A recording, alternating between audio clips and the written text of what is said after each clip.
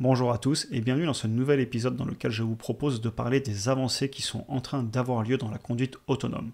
Alors ça va être une vidéo axée technologie et ingénierie, un peu plus en mode podcast, donc elle risque d'être un petit peu plus longue, et on va principalement parler du système de conduite autonome de Tesla, dont la version numéro 12 a été testée la semaine dernière, mais on parlera aussi de la concurrence avec des entreprises comme Waymo et Cruise. Cette vidéo, je la fais clairement aussi pour moi. L'objectif, ça ne va pas être de parler de la valorisation des entreprises, il y a d'autres vidéos pour ça, et je rappellerai juste quand même que peu importe si on aime une entreprise et qu'elle semble prometteuse, il y a un moment quand on fait de l'investissement en bourse ou sur des actions d'entreprise, il faut quand même toujours faire une analyse derrière pour ne pas payer l'entreprise n'importe quel prix. Je me devais de faire ce petit rappel, mais clairement dans cette vidéo, on va se consacrer plutôt sur les avancées technologiques, l'innovation, la disruption.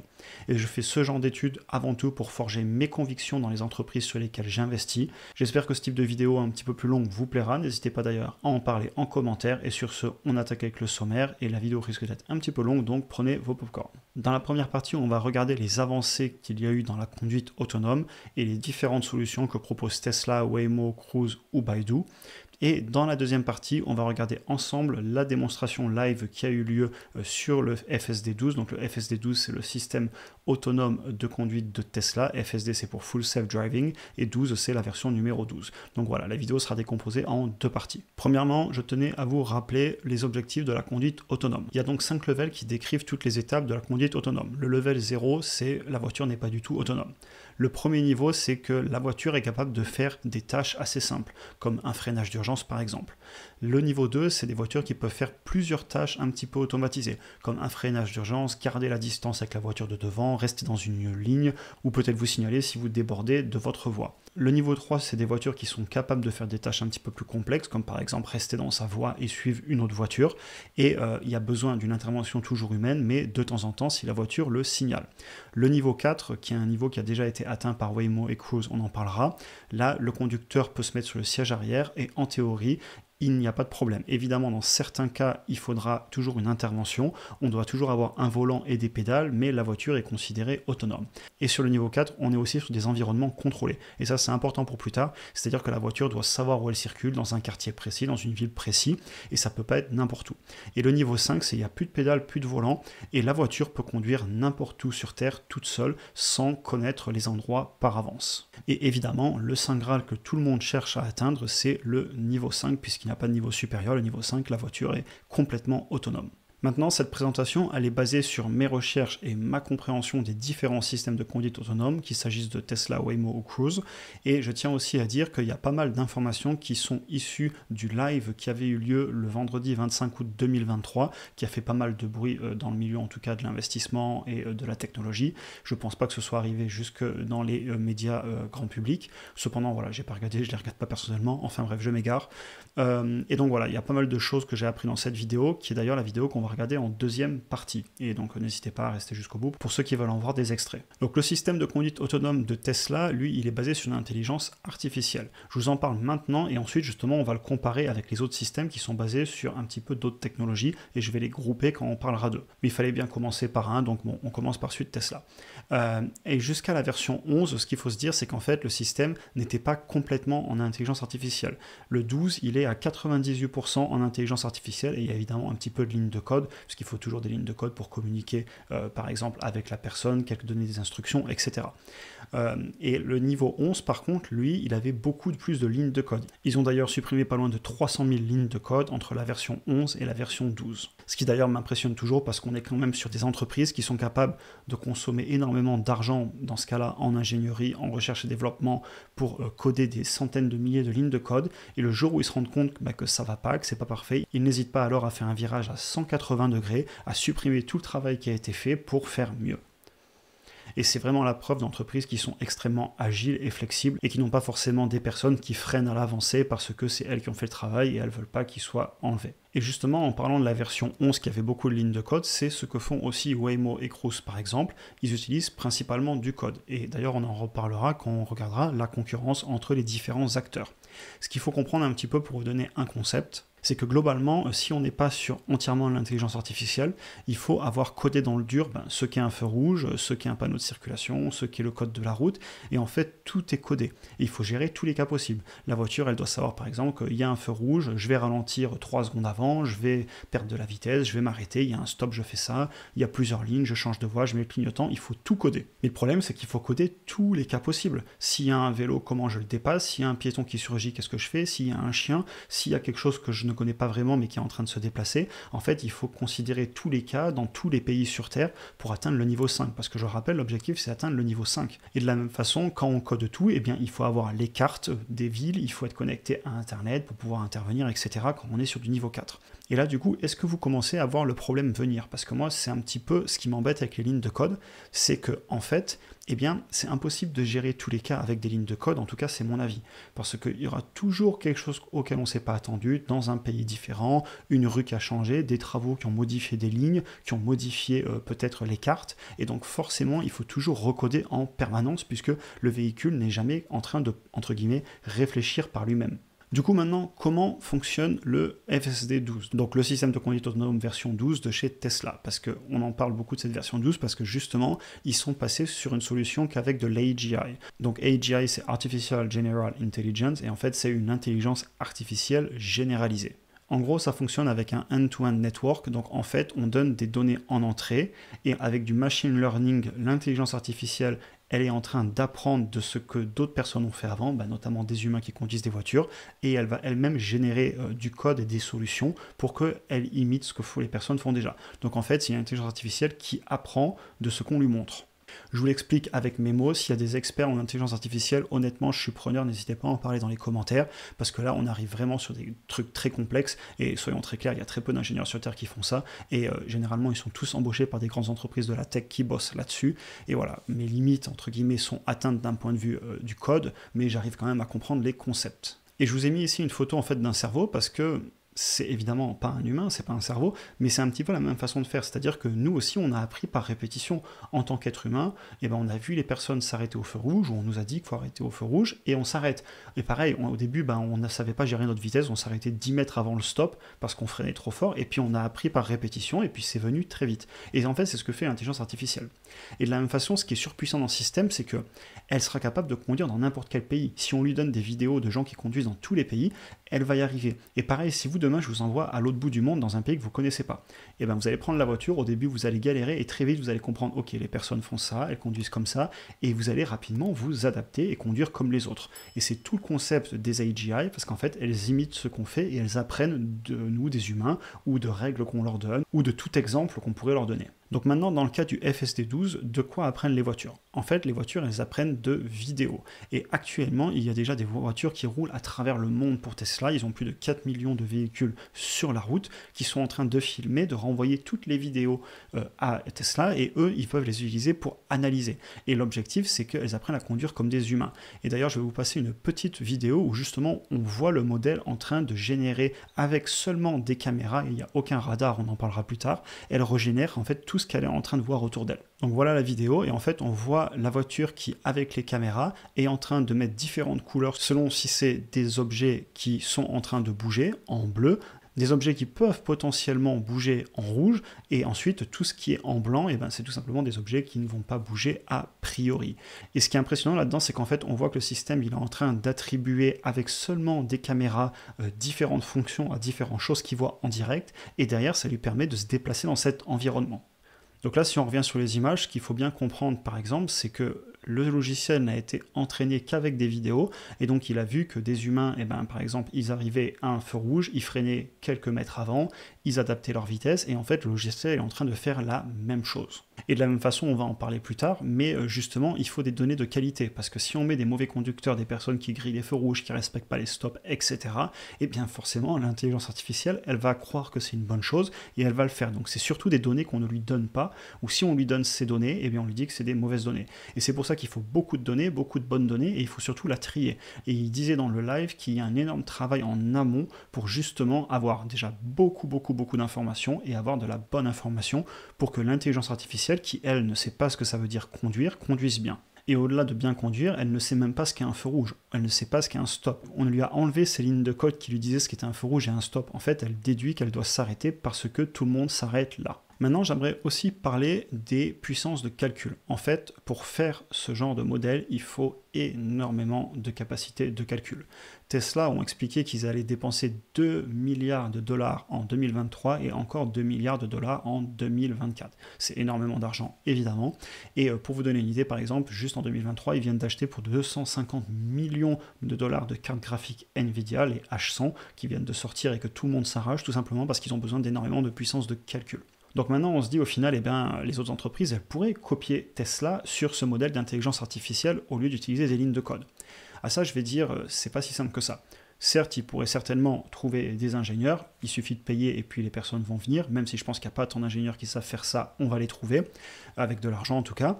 Et après, évidemment, ils peuvent aussi acheter des cartes graphiques et les puissances de calcul, ils sont capables de les avoir puisque les grosses entreprises de la tech auront de l'argent à dépenser là-dedans. Par contre, le problème, c'est les données. Qui a les données? Qui a des millions de voitures en train de rouler et d'envoyer des vidéos tous les jours? Et c'est là pour moi que, justement, la concurrence, elle a choisi l'autre système parce qu'actuellement, elle n'a pas toute une flotte de véhicules en train de rouler. Et donc, ils se sont rabattus sur une autre technologie. Ce n'est pas évidemment la seule raison. Aussi, ils croient dans la technologie qu'ils sont en train de faire. Et honnêtement, j'ai rien contre. On va en parler plus tard. D'ailleurs, ils sont déjà au niveau 4 de conduite autonome. Donc, d'une certaine façon, ça fonctionne quand même, puisqu'ils sont au niveau 4 dans certaines villes. Donc maintenant, ce qu'on va faire, c'est qu'on va regarder comment eux, ils fonctionnent. Et à la fin, on va comparer les deux solutions. Alors, vous avez Cruise de chez GM, donc c'est General Motors, vous avez Waymo qui est chez Google, et vous avez aussi Baidu qui le fait avec le programme Apollo de souvenirs. Et en fait, ce qu'ils font, c'est que eux, pour le coup, ils utilisent beaucoup de technologies d'acquisition. Je vous ai mis une photo de la voiture en dessous. Vous voyez qu'il y a beaucoup de capteurs. Il y a ce qu'on appelle les LiDAR. Il y a aussi des capteurs infrarouges. Il y a évidemment des caméras, etc. Et il y a aussi énormément de lignes de code. Eux, ils fonctionnent 100% avec des lignes de code.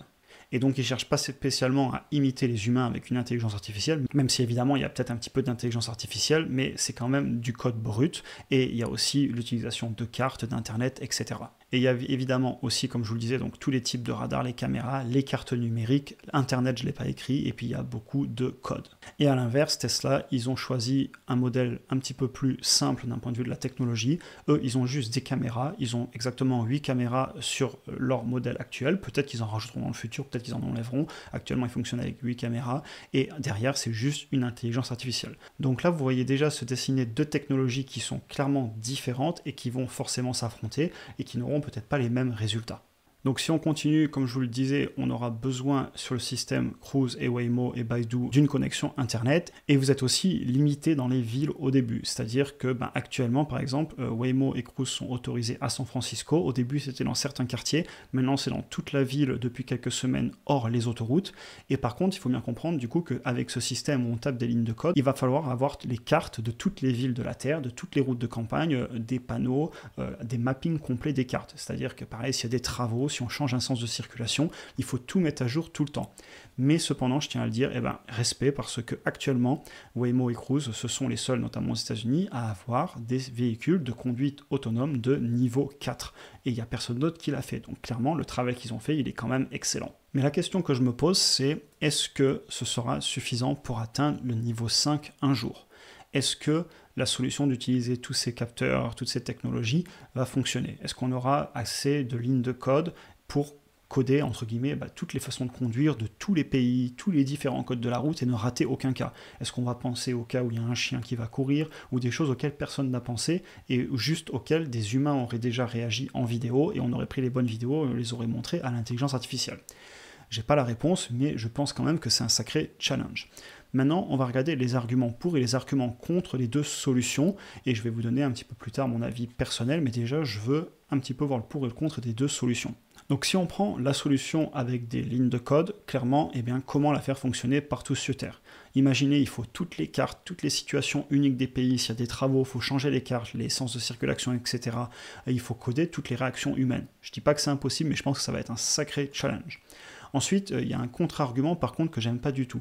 On entend souvent dire que oui, effectivement, les LiDAR, eh ben, c'est trop cher, on ne devrait pas les utiliser, et au final, je suis pas forcément d'accord avec ça. C'est-à-dire que si on se rend compte que la solution, ce n'est pas l'intelligence artificielle, mais c'est avec justement des lignes de code et on programme comment la voiture conduit, ne vous inquiétez pas, les LiDAR, les prix baisseront. Si on doit en mettre sur toutes les voitures de la Terre parce que ça fonctionne, ce sera extrêmement rentable. Le fait que ça va limiter grandement les accidents, que les entreprises achèteront ça pour leurs employés, les commerciaux, etc. parce qu'une personne qui conduit, eh ben, elle ne peut pas travailler, et même vous, pour aller au travail, à gauche, à droite, eh ben, clairement, vous préférez peut-être regarder une série ou travailler que de conduire. Certains aiment conduire, mais clairement, tout le monde n'est pas un fan de la conduite. Et je ne parle même pas ici de la conduite autonome qui permettrait de faire des réseaux de, entre guillemets, robotaxis, où il y aurait justement des taxis qui pourraient venir vous chercher tout simplement avec une application sans conducteur. C'est un petit peu ce que font déjà Waymo et Cruise à San Francisco, et ils sont en concurrence avec Uber. Donc clairement, l'argument de Tesla qui dit que le LiDAR ça va pas fonctionner, c'est un avis qu'ils ont, parce qu'ils disent qu'un humain et des yeux arrivent à conduire, et donc que des caméras et une intelligence artificielle devraient arriver à conduire, et que ces radars devraient être utilisés dans des avions, dans des fusées, mais pas dans des voitures. Je comprends le concept, et je trouve le concept excellent, et si on y arrive à le faire qu'avec des caméras et de l'intelligence artificielle, eh ben génial. Cependant, si l'autre solution allait avec les LiDAR, eh ben clairement on fera des LiDAR, et ce n'est pas un problème. Et je sais plus si j'en avais parlé plus tôt pour info, mais les LiDAR en fait c'est rien de plus qu'une technologie de radar qui permet de voir la distance par rapport à différents objets, voitures, ce que vous voyez autour de vous. Après, par contre, ce que j'aime dans Tesla, je l'ai mis en bas, c'est pas très important, mais j'aime quand même les gènes de cette entreprise, c'est-à-dire qu'ils n'hésitent pas à aller contre tout le monde parce que personne n'essaye de faire comme eux, ou en tout cas pas dans les grosses entreprises de la tech. Il y a certainement des startups qui essayent de faire pareil, mais voilà, ils essaient d'aller contre tout le monde, de prendre de la donnée, et ils ont vraiment un plan d'action qui est différent. Que ça fonctionne ou pas, je trouve ça respectable d'essayer. Donc pour conclure cette partie, Waymo et Cruise notamment ont choisi des lignes de code et de mettre beaucoup de radars, de caméras, etc. Et Tesla ont choisi de mettre 8 caméras actuellement, ils en mettront peut-être plus ou moins dans le futur, et une intelligence artificielle. Maintenant, qui a raison et qui va gagner la course ? Eh ben, je vais être honnête avec vous, on ne sait pas. En tout cas, la personne qui dit qu'elle sait, je pense qu'elle peut dire qu'elle a des convictions dans une technologie, mais après, seul l'avenir nous donnera raison ou tort. Personnellement, d'un point de vue de l'investissement, eh ben, au final, je suis exposé aux deux. Avec Google, j'ai Waymo, et avec Tesla, j'ai le système Full Self-Driving. Donc au final, je suis exposé dans les deux cas à cette technologie qui, pour moi, est vraiment une technologie importante pour le futur. Maintenant, je vais vous donner mon opinion, puisqu'on est aussi là pour ça, mais je tiens à le dire, ça n'engage que moi. Ce n'est pas du tout une recommandation d'investir sur une entreprise. De toute façon, je sais que vous êtes responsable et que vous ferez vos propres recherches d'abord. Je ne donne pas de conseils. Mais je vais quand même vous partager mon opinion, puisque c'est quelque chose que je trouve intéressant. Et d'ailleurs, donnez-moi aussi votre opinion en commentaire, ça m'intéresserait beaucoup. Personnellement, je préfère l'idée de résoudre le problème dans son ensemble avec une intelligence artificielle, car en fait, j'arrive pas à comprendre comment on va pouvoir tout coder, tous les cas possibles, sans machine learning, sans donner tous les cas qu'auraient déjà fait des humains à une machine pour qu'elle apprenne. Je dis pas que c'est impossible, mais je dis que c'est un travail gigantesque et je sais pas combien de temps on va mettre à le résoudre et est-ce que ça fonctionnera. Et d'ailleurs, peut-être qu'au final, les deux technologies fonctionneront dans le futur. Mais maintenant, la question que j'ai quand même, c'est qu'est-ce qu'on fait si c'est la solution sans les lignes de code qui fonctionnent ? Parce que clairement, si c'est la solution avec les lignes de code qui fonctionnent, eh ben, les entreprises vont toutes pouvoir coder, peut-être s'inspirer du code de l'autre, etc. Même si ce ne sera pas public, on va y arriver avec le temps, ce n'est que du code. Par contre, qu'est-ce qu'on fait si finalement la solution qui fonctionne, c'est la solution avec les caméras et un cerveau d'intelligence artificielle ? Et bien là, clairement, en fait, la clé du succès, c'est la donnée, ce que j'appelle les data en anglais. Donc en fait, c'est qui a assez de vidéos pour entraîner une intelligence artificielle ? Tout le monde ne l'a pas. Et c'est là que je trouve extrêmement fort, en fait, ce qu'a fait Tesla d'avoir de la donnée, tout simplement parce que si tout le monde doit prendre la solution avec les caméras, si la solution avec les lignes de code de Cruise et Waymo ne fonctionne pas pour un niveau 5, pour un niveau 4 ça fonctionnera sûrement, et ben on trouvera facilement de l'argent, je veux dire Google, etc. Il n'y a pas de souci, ils auront de l'argent, mettre des milliards pour calculer, ça ils sauront le faire, ils ont déjà les serveurs. Les ingénieurs, ils les ont et au pire ils iront les recruter. Par contre le problème c'est qu'il va falloir énormément de données. Et cette donnée, si c'est cette solution qui fonctionne, il faudra la collecter sur la route avec des voitures qui roulent déjà. Et ce que je trouve impressionnant, c'est que du coup, ils le font. C'est-à-dire que comme ils pensent qu'il va falloir de la donnée, eh bien, ils ont déjà des millions de voitures sur la route. Ils ont plus de 4 millions de voitures qui roulent à travers le monde. Et d'ailleurs, le patron Elon Musk avait déjà dit sur X, et anciennement Twitter, que justement, il préférait vendre plus de voitures, mettre des voitures sur les routes, quitte à rogner un petit peu les marges sur le court terme, parce qu'ils veulent à tout prix beaucoup de voitures pour récupérer toute la donnée possible le plus vite possible. Il vise donc une adoption de masse de véhicules pour récolter les données, mettre le plus de véhicules possible sur la route et avoir, comme je le mets ici, toutes les situations imaginables qui sont sur la route. Ils n'en parlent pas trop. Évidemment, on est quand même au courant qu'ils sont en train de faire ça, mais ils restent discrets là-dessus parce que forcément, ils veulent aussi garder de l'avance et les autres concurrents, pour l'instant, ne pensent pas spécialement à mettre des caméras dans toutes leurs voitures pour aller récolter de la donnée. Ils y viendront peut-être un jour. Et donc actuellement, comme je vous le disais, seul Tesla a des millions de voitures sur la route qui est en train de récolter de la vidéo. Et ça sera pour moi un coup de génie, soit ce sera immensément inutile. C'est-à-dire que on verra bien, on ne sait pas ce qui va se passer, mais soit ils ont pris toute cette donnée pour rien parce que peut-être que l'intelligence artificielle n'arrive jamais à résoudre le problème, soit ils auront une avance incroyable et ça aura été un sacré coup de maître que d'avoir mis des voitures avec des caméras pour prendre la donnée en avance. Et ça, seul le futur nous le dira. Mais au final, je vous le dis, ma conviction personnelle, c'est qu'il va falloir de l'AGI, donc de l'intelligence artificielle généralisée, et j'ai peur qu'on soit limité avec des lignes de code. Qui va réussir, je ne sais pas le dire. Par contre, ce que je sais dire, c'est qu'il faudra des ingénieurs, de la puissance de calcul et des vidéos et de la donnée à très grande échelle. Et le problème aussi, et c'est pour ça que c'est peut-être l'autre solution qui gagnera avec les lignes de code, c'est personne ne connaît quelle est la taille.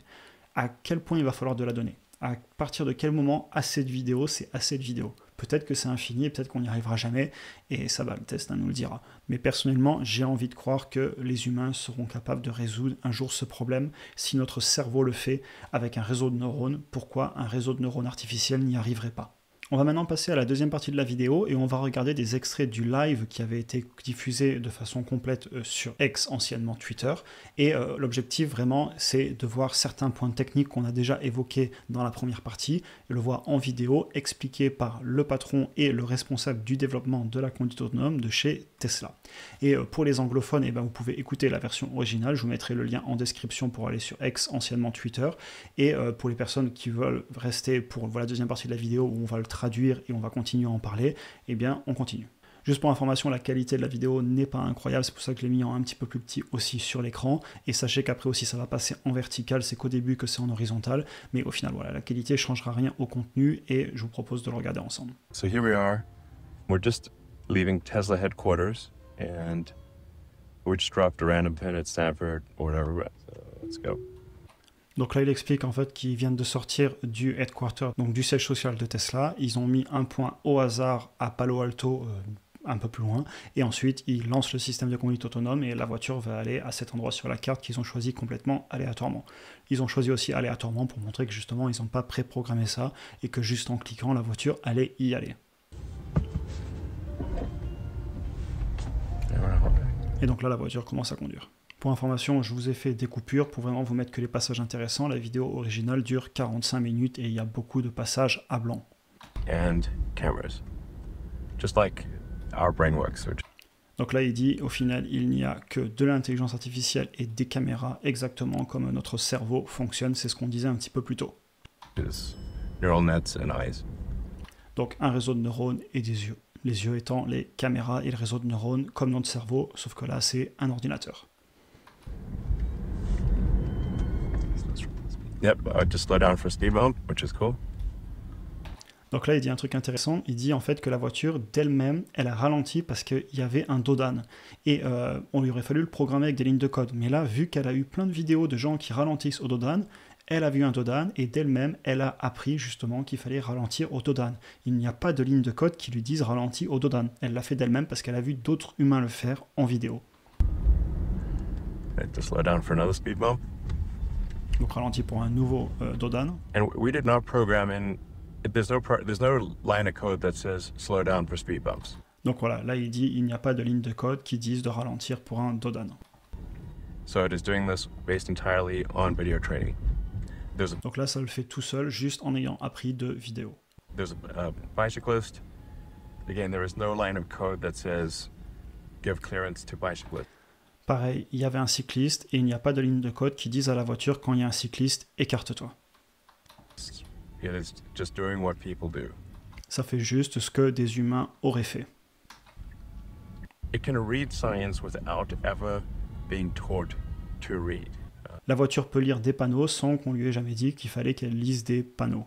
And there is no line of code that says stop at a stop, the sign, or wait for another car, Uh, Who came first or well, who came? There's not like wait X number of seconds. Nothing like that. Nothing.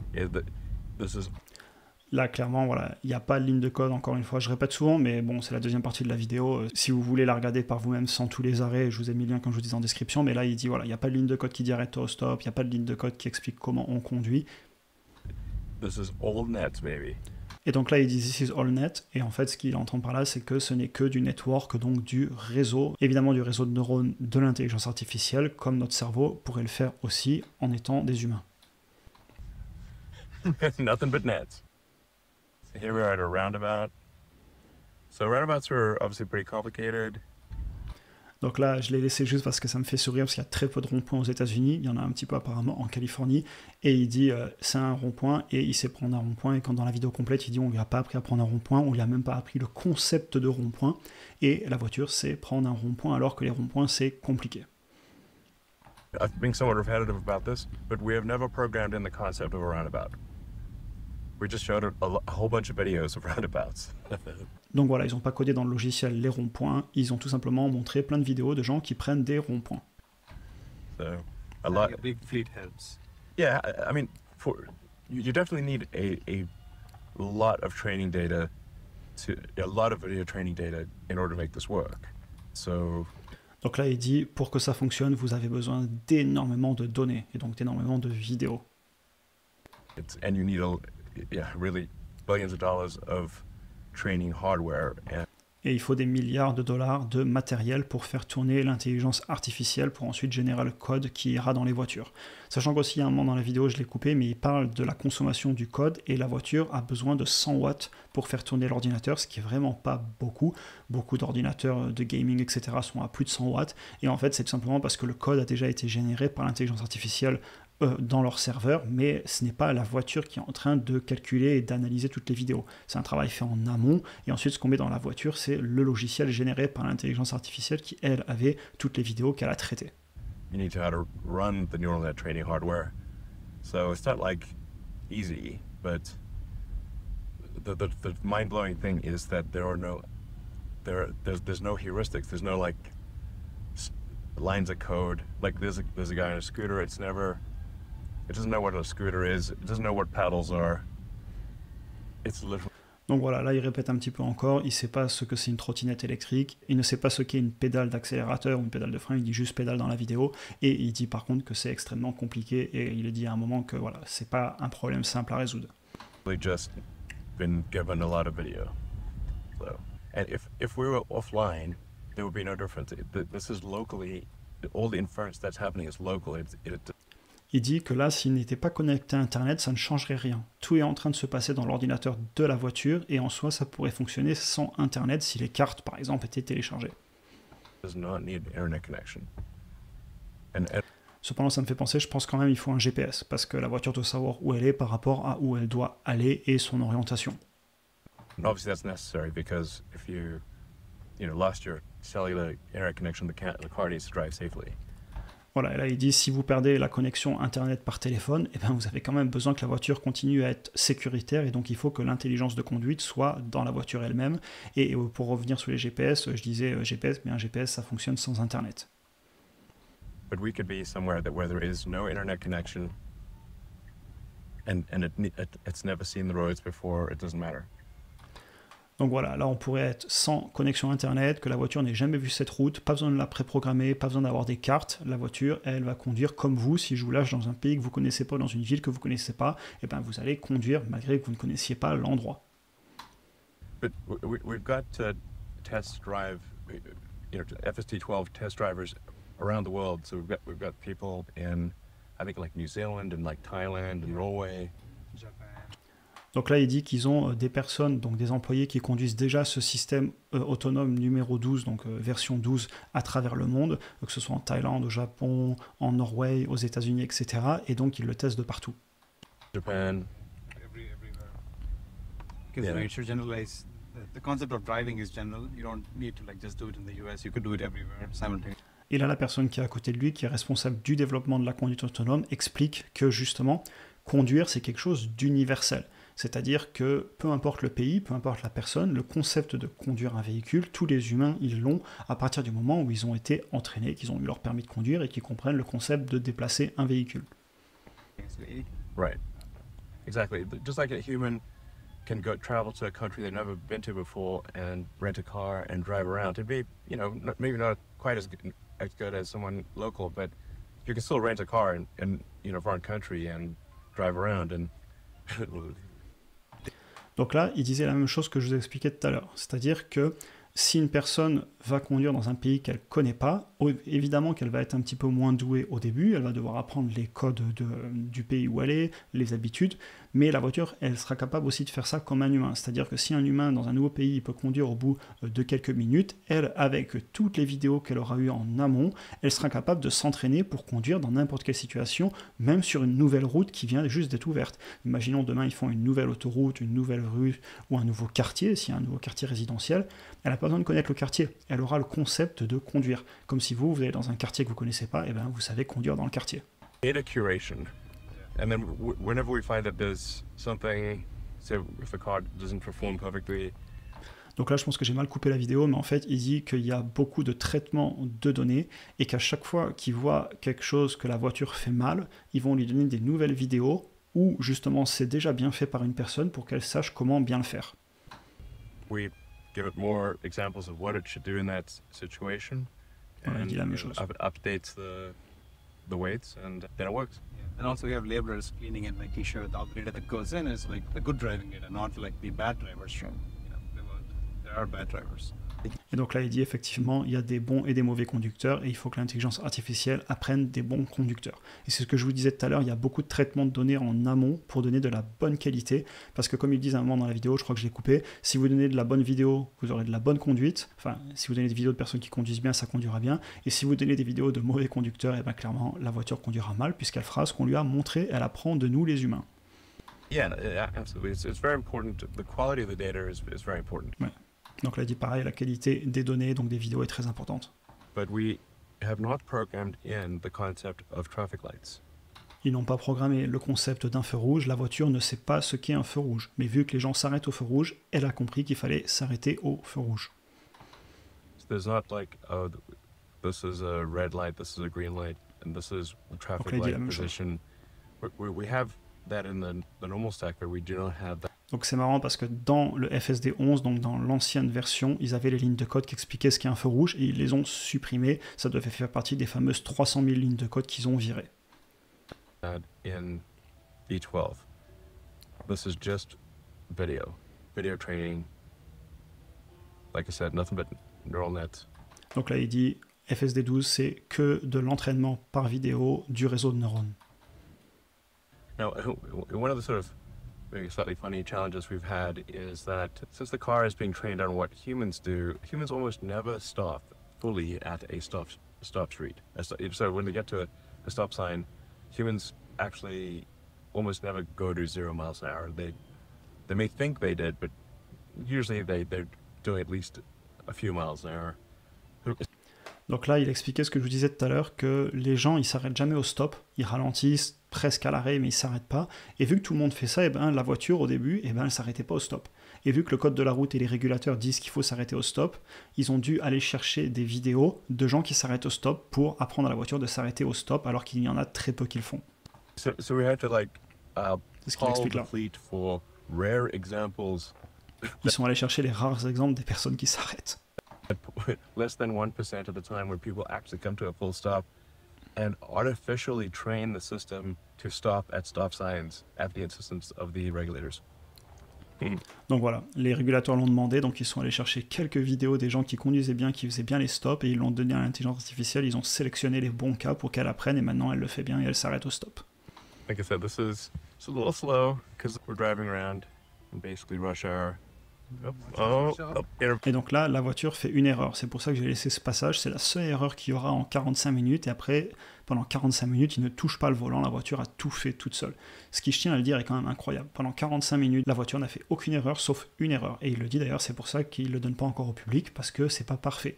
Mais c'est quand même impressionnant. Si vous allez voir Waymo et Cruise, ça marche beaucoup moins bien. Il y a beaucoup plus d'erreurs. La voiture hésite beaucoup plus. Sorry. Okay, so that's our first intervention. Yeah, so it kind of, so this is pretty cool. So the car just pulled over to the side of the road and parked. So it knows at the end of its destination, based on the video that's received, that at the end of the destination, you pull over to the side and park. Hyper intéressant, je vais vous le remettre un tout petit peu. La voiture, en fait, elle est arrivée à la destination qu'ils avaient mis sur la carte, et qu'est-ce qu'elle a fait? Elle s'est garée. C'est-à-dire qu'au lieu d'aller exactement aux coordonnées GPS qu'il avait appuyées, elle a dit « Ok, je suis en train d'arriver à ma destination, je vais chercher à me garer ». Et en fait, si elle a fait ça, c'est tout simplement parce que c'est ce que les humains font. Quand on arrive chez nous, quand on arrive dans une rue où on voulait aller, eh ben on se gare. Et donc elle ne va pas rester au milieu de la route à bloquer tout le monde, non pas parce qu'on lui a dit dans une ligne de code « Tu ne restes pas au milieu de la route », mais tout simplement parce que c'est ce que tout le monde fait. Et donc elle le fait. Et je trouve ça brillant. Now, one of the interesting things about pure AI driving is that it actually doesn't need a map at all. So we could delete the navigation system, simply give it a GPS point and say get to this GPS point somehow. Donc ce qui explique, c'est qu'on pourrait tout simplement enlever la carte, ou en tout cas le tracer sur la carte, on lui donnerait une coordonnée GPS, on lui dirait vas-y, et la voiture elle pourrait y aller sans savoir où sont les routes. C'est-à-dire qu'elle irait vers là-bas, elle roulerait, elle verrait une route qui a l'air dans la bonne direction, elle irait dans cette direction pour se diriger vers où on lui a dit, mais elle comprendrait qu'il faut rester sur la route. Elle n'irait pas rouler dans un champ, parce que les humains ne roulent pas dans les champs. I'm not going to tell you how. You could say like, you see that building in the distance? Go there. On pourrait lui dire, tu vois le bâtiment là-bas, vas-y. And it would do that even with no. It would just. It might make some, get to go down a road that's a dead end and then have to remove sound. But Et donc en fait, la voiture, si on lui dit d'aller là-bas, elle va y aller. Évidemment, comme un humain, peut-être qu'elle va aller dans un cul-de-sac, mais tant pis, elle reviendra en arrière, et puis elle trouvera son chemin jusqu'à qu'elle y arrive. Comme nous, on essaierait en fait de trouver notre chemin. Elle se comporte vraiment comme un humain. En tout cas, ils ont mis des vidéos et ils essaient d'obtenir ce résultat. Basically be able to do what a human can do. Where if you said, please go to, All right, so that was the FSD12 beta drive, super smooth. Donc là voilà, c'est fini, ils sont arrivés au parking du siège social. One intervention which we'll fix with a bit more training data. Et là il dit il y a eu un problème une fois il a eu à toucher le volant et le frein et ils vont résoudre le problème en donnant plus de vidéos de ce cas parce qu'en fait si on se rappelle la voiture elle a dû confondre les feux devaient être mal alignés avec la route et donc elle a décidé d'avancer alors qu'en fait c'était le feu de ceux qui tournaient. Ils vont donner plus de vidéos de ce cas précis où peut-être les feux sont pas alignés et elle va peut-être comprendre qu'il faut qu'elle réfléchisse un petit peu plus que de voir le feu mais de peut-être regarder que ceux d'à côté sont en train de bouger pas nous ou si elle a un doute peut-être réagir plus comme un humain et prendre plus son temps au lieu de partir à fond. Ça, on ne sait pas. Et ils vont mettre des vidéos et c'est l'intelligence artificielle qui va justement apprendre d'elle-même et trouver des solutions. And otherwise, really, I would say, if this was a Uber driver, pretty much apart from that one intervention, 5-star. Yep. So, all right, thank you. Donc voilà, là il finit, il dit merci et tout simplement il dit au final, à part un arrêt, c'était exactement comme si j'avais pris un Uber et que j'aurais conduit d'un point A à un point B. Donc on en a fini avec la démonstration live du FSD12 et comme je vous le disais, si vous voulez la regarder en entier, il y en a pour 45 minutes et on voit la voiture se conduire toute seule. Des fois il parle pas en anglais, il laisse juste la voiture se conduire et puis des fois il y a des commentaires. Donc voilà, n'hésitez pas à aller la voir, je vous mettrai le lien vers le live qui a eu lieu sur X, anciennement Twitter, si vous voulez aller la regarder. On en a fini pour aujourd'hui, j'espère que la vidéo vous a intéressé, c'était un petit peu différent d'habitude, on était plus rentré dans de la technique, c'était une vidéo aussi plus longue, donc voilà, n'hésitez pas à me le dire d'ailleurs en commentaire. Comme d'habitude, si vous souhaitez en apprendre plus sur l'investissement en bourse ou tout simplement revoir les fondamentaux de l'investissement sur le long terme, vous trouverez en description un lien vers les cours vidéo offerts sur les bases pour commencer à investir en bourse. Vous pouvez aussi cliquer ici pour regarder une autre vidéo. Si vous avez apprécié cet épisode, n'hésitez pas à vous abonner, liker, partager et pourquoi pas même passer dire bonjour sur Instagram, j'y fais du contenu différent. Et sur ce, je vous souhaite une excellente journée et à très bientôt pour une prochaine vidéo.